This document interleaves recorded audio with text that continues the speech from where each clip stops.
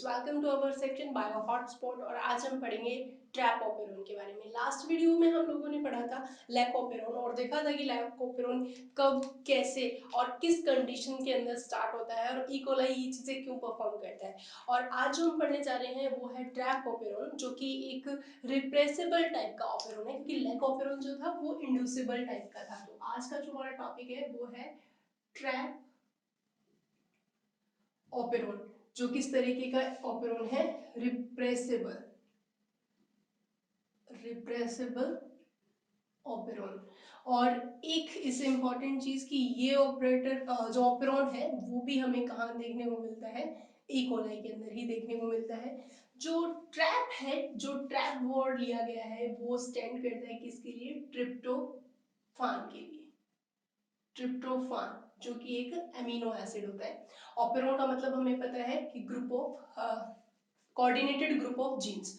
Repressible operon का मतलब क्या होता है, इसके ऊपर काफी इंपॉर्टेंट क्वेश्चंस बनते हैं कि रिप्रेसिबल का मतलब क्या है। देखिए, रिप्रेसिबल का मतलब होता है कि अगर पहले हम लैक ऑपेरॉन का याद करें, वो इंड्यूसिबल था। उसके अंदर क्या था कि इंड्यूसिबल एक पर्टिकुलर इंड्यूसर की प्रेजेंस में ही ऑन होता है, यानी कि नॉर्मली वो क्या रहता है, ऑफ रहता है। लेकिन इंड्यूसर जो कि एलोलैक्टोज होता है, अगर वो ऑप्शन में नहीं होता तो लैक्टोज होता है, उसकी प्रेजेंस में वो ऑन होता है। रिप्रेसिबल जस्ट उसका अपोजिट है, यानी कि रिप्रेसिबल ऑपेरॉन की अगर हम कंडीशन की बात करें तो ये नॉर्मली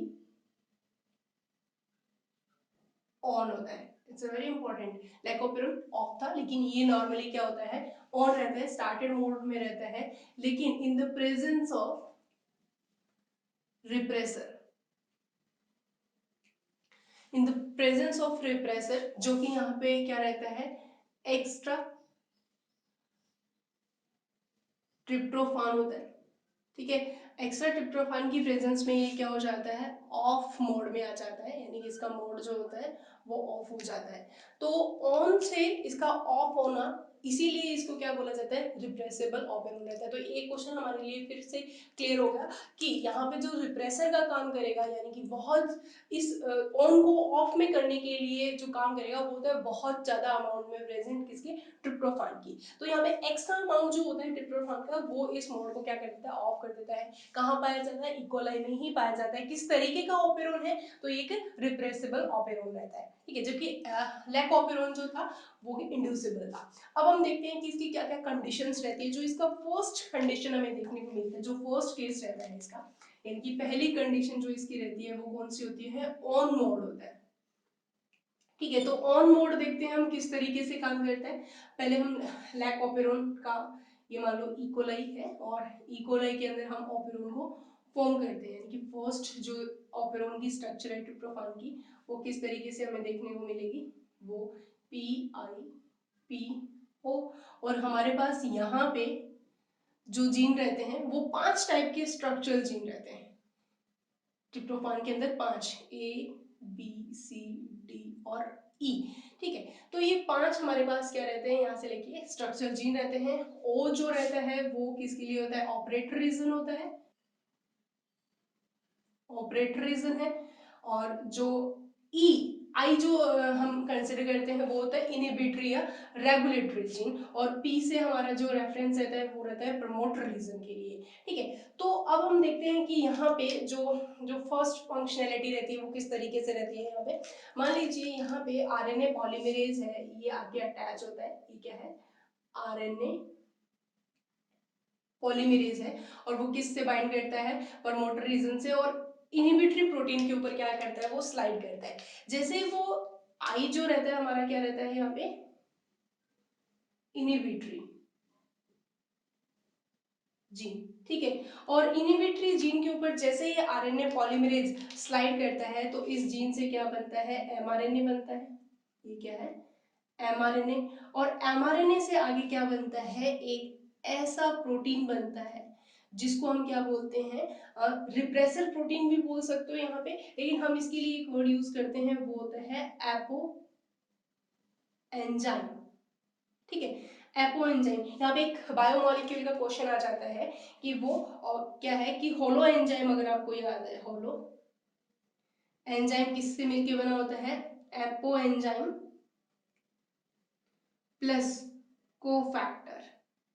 ठीक ठीक है, या प्रोस्थेटिक ग्रुप भी आप कंसिडर कर सकते हो। तो ये एक बायोमोलिक्यूल का क्वेश्चन है जो कि नीट में पूछा भी है। तो ये क्या है, एक एपो एंजाइम, और ये जो एपो एंजाइम होता है ये किस फॉर्म में होता है, ये इनएक्टिव होता है, ठीक है, इनएक्टिव है। इसका मतलब ये इनएक्टिव है तो ये इसके साथ can not bind with operator, ठीक है, ये ऑपरेटर के साथ बाइंड नहीं करेगा, जिससे कि ऑपरेटर के साथ बाइंड नहीं करेगा तो यहाँ पे ऑपरेटर क्या है, फ्री है। अब ऑपरेटर फ्री है इसका मतलब क्या, कि जब आरएनए पॉलीमरेज आके यहाँ पे इस प्रमोटर के पास आरएनए पॉलीमरेज आके बाइंड करेगा तो वो इजीली इसके ऊपर क्या कर पाएगा, स्लाइड कर पाएगा, यानी कि easily slide on structural gene.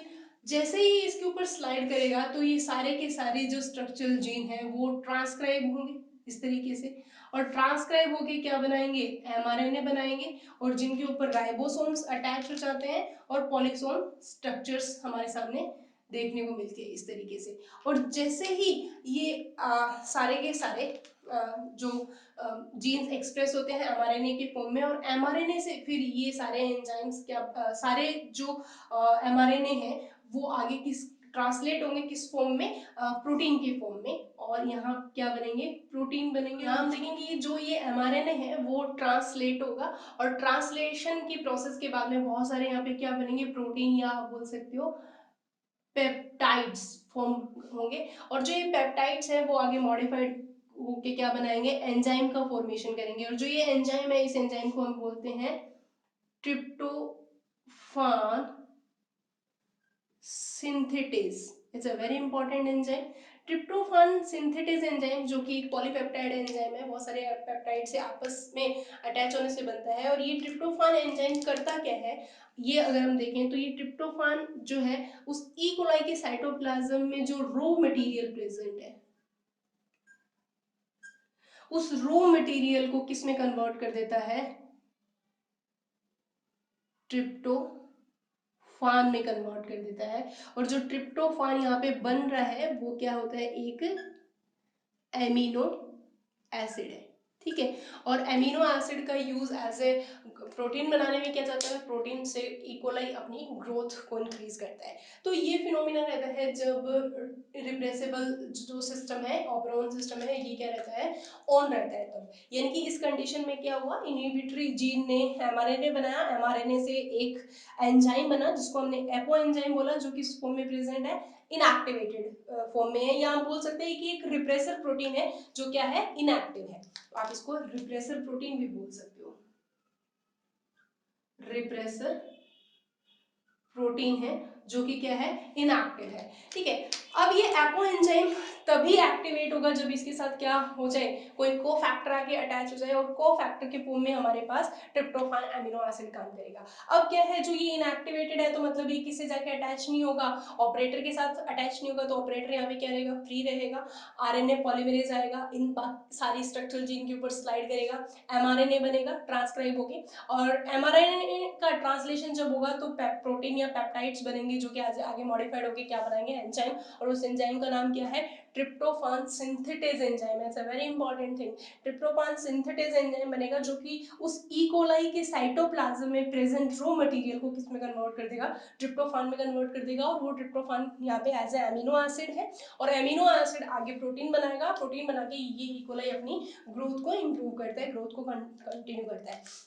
तो अब देखते हैं कि जो ये अमीनो एसिड है इसकी एक पर्टिकुलर, यानी कि ट्रिप्टोफान बनता रहता है अमीनो एसिड, और इकोलाई उसको अपनी ग्रोथ कंप्लीट करने के लिए उसको लगातार कंज्यूम करता रहता है, उसका यूटिलाइज करता रहता है।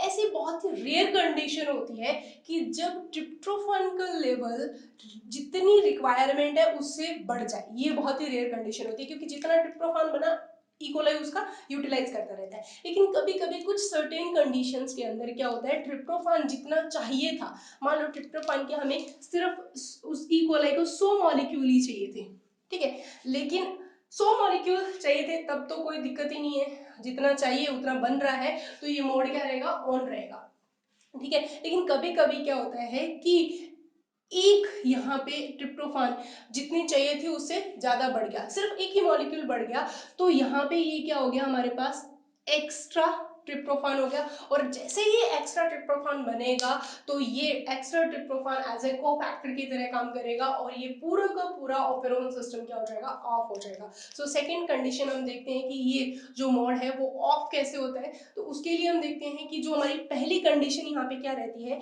कि जो सेकंड हमारी यहाँ कंडीशन रहती है कि ट्रिप्टोफान का मोड ऑफ कैसे होगा, यानी कि ऑफ मोड की बात करें तो यहाँ पे जो कंडीशन क्या रहेगी, if tryptophan more in amount then required off, then requirement है किसकी, ऑफ होने की, इस मोड को ऑफ होना है। तो ये कंडीशन आपको याद रखनी होगी कि जब ट्रिप्टोफान का अमाउंट क्या हो जाता है, ज़्यादा हो जाता है, एक्स्ट्रा ट्रिप्टोफान की प्रेजेंस के अंदर ये ऑफ हो जाएगा। कैसे ऑफ होता है वो हम देखते हैं कि मान लीजिए इकोलाई की स्ट्रक्चर है और इकोलाई की स्ट्रक्चर के अंदर ये हमने बनाया वापस से ट्रैप ऑपेरोन, वही PIPO हमारे पास ये रेगुलेटरी सेगमेंट रहता है ऑपेरोन का, और ये स्ट्रक्चरल सेगमेंट देखें तो हमारे पास EDCB और A, ये हमारे लिए क्या रहते हैं, स्ट्रक्चर जीन। ये किसके हैं, ये जो सेगमेंट है इकोलाई के ऑपेरोन का ट्रैप ऑपेरोन का जो ये सेगमेंट है, इतना सेगमेंट तो क्या रहता है, स्ट्रक्चरल जीन सेगमेंट रहता है जो कि पॉलीसिस्टोनिक है, और यहाँ पे ये जो सेगमेंट रहता है ये रेगुलेटरी सेगमेंट रहता है क्योंकि ये पूरा का पूरा सेगमेंट इसको कंट्रोल करता है, क्योंकि जितने भी स्ट्रक्चरल जीन्स है वो किसके अंडर कंट्रोल काम कर रहे हैं, ऑपेरोन के अंडर कंट्रोल काम कर रहे हैं। ऑपेरोन यहाँ पे इस फॉर्म में ऑपेरोन देखिए क्या था, फ्री प्रेजेंट था, और यहाँ पे इसको हमें क्या करना पड़ेगा, इसको बंद करना पड़ेगा, इसको ऑफ करना पड़ेगा ताकि कि सारे फिनोमेना कंप्लीटली खत्म हो जाए, स्टॉप हो जाए। तो इस कंडीशन में देखते हैं कि यहाँ पे आरएनए पॉलीमरेज आया, ये क्या है, आरएनए पॉलीमरेज, ठीक है। आरएनए पॉलीमरेज इनहिबिटरी प्रोटीन के ऊपर स्लाइड करेगा, जैसे स्लाइड करेगा तो इनहिबिटरी प्रोटीन यहाँ पे क्या बनाएगी, एमआरएनए का फॉर्मेशन करेगी। एमआरएनए के बाद में यहाँ पे क्या बनेगा, ये आपका बन गया एपो एंजाइम, ठीक है। एपो एंजाइम जो है वो इनएक्टिव होता है, जो कि आप एज ए इसको रिप्रेसर प्रोटीन भी बोल सकते हो, ठीक है। अब ये जो एपो एंजाइम है वो किसके साथ अटैच होगा, एपो एंजाइम बाइंड होगा एक्स्ट्रा जो है हमारे पास क्या है, ट्रिप्टोफान एमिनो एसिड के साथ, एमिनो एसिड के साथ, ठीक है, जो कि यहाँ पे एज ए कोफैक्टर की तरह काम करेगा। और जैसे ही ये बाइंड होगा, ये मान लो हमारा एपो एंजाइम था, ठीक है, और एपो एंजाइम के साथ ये एक्स्ट्रा एमिनो एसिड है, ठीक है, ट्रिप्टोफान, और ऐसी कंडीशन में ये यहाँ पे क्या हो जाएगा, एक्टिवेट हो जाएगा। ये यहाँ पे क्या हो गया, एक्टिवेट, और एक्टिवेट होते ही ये किसके साथ जाके जुड़ जाएगा, ये बाइंड करेगा किसके साथ, यानी कि ये बाइंड्स विद ऑपरेटर जीन, ठीक है। और ये हम देखते हैं यहाँ पे इस तरीके से जाके ऑपरेटर के साथ क्या हो गया, बाइंड हो गया। जैसे ही ये ऑपरेटर के साथ बाइंड होगा तो बाइंड होते ही इस फॉर्म में ये बाइंड हो गया, तो बाइंड होते ही अब हम देखेंगे क्या कि आरएनए पॉलीमरेज, जब सेकंड आरएनए पॉलीमरेज इससे आके जुड़ेगा, ये क्या है, आरएनए पॉलीमरेज, तो ये यहाँ एज ए रोड ब्लॉक की तरह काम कर रहा है, ब्लॉकेज हो गया। आरएनए जो पॉलीमरेज है वो आगे क्या नहीं कर पाएगा, स्लाइड नहीं कर पाएगा, क्योंकि यहाँ पे एज ए ये बैरियर की तरह काम कर रहा है, ये जो कॉम्प्लेक्स यहाँ पे बन रहा है वो, तो आरएनए पॉलीमरेज जो है वो can not slide on structural gene, in structural gene के ऊपर क्या नहीं हो पाएगा, स्लाइड नहीं हो पाएगा। तो ये जितने भी स्ट्रक्चरल जीन्स हैं ये आगे इनका no transcription and no translation, ना तो ट्रांसक्रिप्शन होगा और ना ही ट्रांसलेशन होगा। दैट मीन ये जो कंडीशन आ गई यहाँ पे, जो स्टॉप हो चुका है ट्रैप ऑपरेंड, या बोल सकते हो आप ऑफ हो चुका है ये कंडीशन। तो ये कंडीशन कब होती है, जब एक्स्ट्रा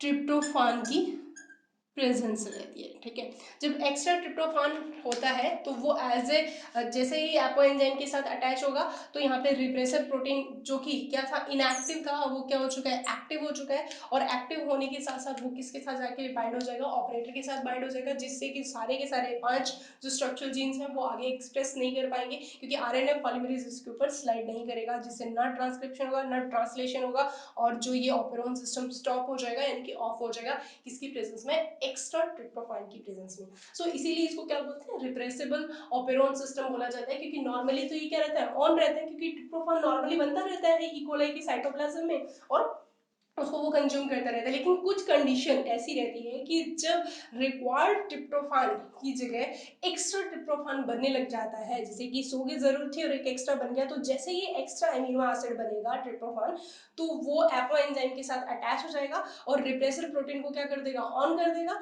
एक्टिव कर देगा, और ये एक्टिव होते ही ऑपरेटर के साथ जुड़ के उन बाकी की फिनोमेना को क्या कर देगा, स्टॉप कर देगा। तो ये था आपका कंप्लीट ट्रिप्टोफैन जो या इंड्यूसिबल ऑपेरोन सिस्टम, जिसके अंदर हम ट्रैप यानी कि ट्रिप्टोफान ऑपेरोन का एग्जांपल लेते हैं। तो ये दोनों कंडीशन आपको बहुत अच्छे से क्लियर होनी चाहिए, समझ में भी आनी चाहिए, ताकि इससे रिलेटेड जितने भी क्वेश्चंस हैं वो आप इजीली कंप्लीट कर सके, क्योंकि इसके जो क्वेश्चंस हैं वो ऑपेरोन सिस्टम के साथ मिक्स करके या राइट एंड रॉन्ग स्टेटमेंट के फॉर्म में पूछे जाते हैं। तो अगर आपने ऑपेरोन सिस्टम की क्लास नहीं देखी है तो उसको कंप्लीट देखें, देन आप ये देखें, तो आपका ये कंप्लीट टॉपिक एग्जैक्टली क्लियर हो जाएगा और इससे रिलेटेड जितने भी क्वेश्चंस हैं वो आप इजीली सॉल्व कर पाएंगे। सो नेक्स्ट क्लास में फिर से मिलते हैं, तब तक के लिए स्टे हैप्पी। Thank you.